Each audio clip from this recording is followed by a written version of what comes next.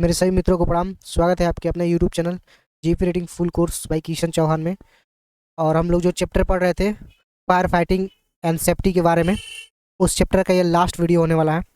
और यहाँ पे देख सकते हैं कुछ यहाँ पे इसके इंपॉर्टेंट वर्ड बताए गए हैं, कैसे क्या करना चाहिए। तो सबसे पहले हम लोग इसके ओवरव्यू के बारे में बात करना है कि इस चैप्टर में हम लोग को पढ़ना क्या है। तो चलिए दोस्तों, इसके ओवरव्यू के बारे में बात करते हैं। इसके ओवरव्यू के बारे में बात करते हैं और जानते हैं कि हम लोग को इस चैप्टर में पढ़ना क्या है। तो यहाँ पे देख सकते हैं दोस्तों, ये ओवरव्यू आप लोग के सामने एक पेज खुल के आया है। इसमें बताया गया इमरजेंसी प्रोसीजर्स, जो आपातकालीन प्रक्रिया होती है उसके बारे में पढ़ेंगे। उसमें 6 टॉपिक पढ़ना है, जैसे raise alarm, isolated fire area, shut ventilation, use fire doors, communicate with bridge और prepare for abandon ship with uncontrolled. और इस टॉपिक को ख़त्म करने के बाद इसी वीडियो में हम लोग पढ़ेंगे इंटरनेशनल सेफ्टी स्टैंडर्ड। और उसके बाद हम लोग पढ़ेंगे इसमें 3 टॉपिक पढ़ना है, SOLAS safety of life at sea, और यहाँ पे ISM कोड पढ़ना है, इंटरनेशनल सेफ्टी मैनेजमेंट के बारे में। और लास्ट पढ़ना है STCW स्टैंडर्ड ऑफ ट्रेनिंग और सर्टिफिकेशन ऑफ वॉच कीपिंग। और इसको पढ़ने के बाद हम लोग वीडियो समाप्त करेंगे और नेक्स्ट वीडियो नेक्स्ट चैप्टर पे आएगा। तो चलिए स्टार्ट करते हैं दोस्तों। सबसे पहले हम लोग रेज अलार्म के बारे में पढ़ेंगे। तो रेज अलार्म क्या होता है, चलिए दोस्तों जानते और पढ़ते हैं। देख सकते हैं यहाँ पे लिखा हुआ है, giving warning signal when emergency happen. आपातकालीन जो इमरजेंसी सिचुएशन होता है उसमें संकेत देने के लिए रेज अलार्म का उपयोग करते हैं इस प्रकार से। और इसके बारे में कुछ बताया गया है, चलिए इसके बारे में जानते हैं। इसका उद्देश्य क्यों होता है और क्यों बजाया जाता है। Alert crew quickly for action, crew को तुरंत सतर्क करने के लिए ताकि वो काम करे और नेक्स्ट सिचुएशन में क्या करना है उसको हैंडल करने के लिए। और एक स्पेशल स्पेस भी होता है, एक जगह बनाया जाता है कि यदि अलार्म बजता है तो उस जगह पे सब क्रू मेंबर को इकट्ठा होना रहता है। तो इस प्रकार से इसमें बताया गया मेथड क्या होता है, इसका तरीका। अलार्म बेल से बजाया जाता है, सायरन बेल से बजाया जाता है, PA होता है पर्सनल जो अनाउंसमेंट होता है। उसके बाद शूटिंग होता है, ये भी फायरमैन भी होता है, ओवर बोर्ड होता है। तो इन सब चीज़ों से बताया जाता है ताकि कोई इमरजेंसी सिचुएशन शिप पर हुआ है। चलिए और दूसरा टॉपिक स्टार्ट करते हैं हम लोग। आइसोलेट एरिया क्या होता है, आग वाले क्षेत्र को अलग कर देना होता है। यहाँ पर देख सकते हैं closing of fire zone to stop spread, आग वाले हिस्से को बंद करना ताकि आगे आग फैलाव ना हो। इस प्रकार से इस वीडियो में देख सकते हैं ये आग वाला एरिया को कैसे बंद किया जा रहा है ताकि इस एरिया में आग ना फैले। और इसके बारे में है पर्पज क्या होता है, इसका उद्देश्य क्या होता है, बंद करने का तरीका। Protect other area and control fire, ये होता है दूसरे हिस्से को बचाना और आग को नियंत्रित करना होता है।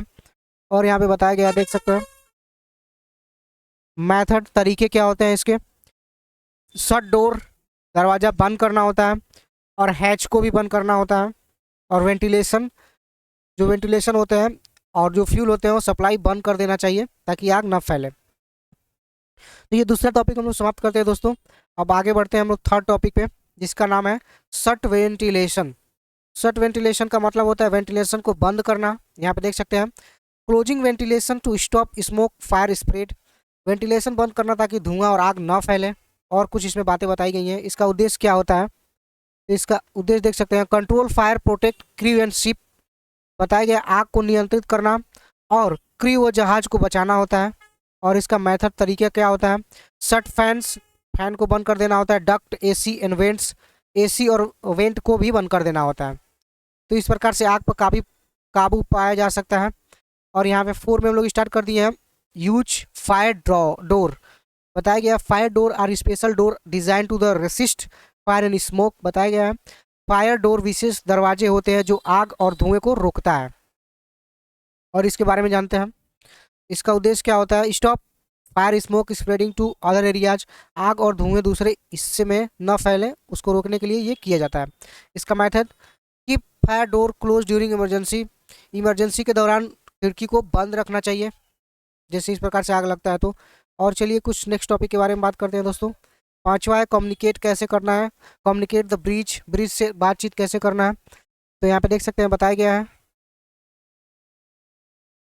Information the ship bridge about emergency of situation, जहाज के ब्रिज को आपातकालीन या स्थिति की सूचना देना अनिवार्य होता है, देख सकते हैं इस प्रकार से। और इसके माध्यम से सूचना दिया जाता है। Assistance officer watch, help to the वो with the navigation, lookout and communication duties.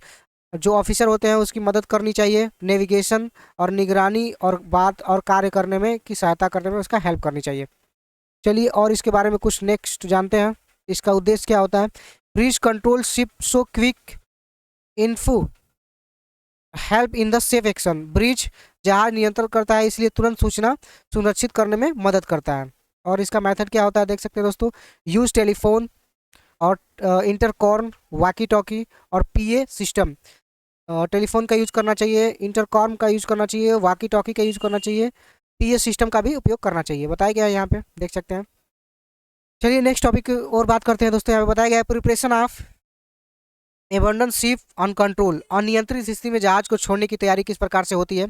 इस प्रकार से क्रू मेंबर एक इकट्ठा हो जाते हैं एक स्पेस पे, एक जगह पे, वो स्पेशल एरिया होता है और ये बताया जाता है हर हफ्ते हर महीने में ये इमरजेंसी सिचुएशन सिखाया जाता है, ड्रिल किया जाता है, बताया जाता है, सबको अभ्यास कराया जाता है। तो यहाँ पे देख सकते हैं when emergency control when emergency can not be control crew prepare to the leave ship safely.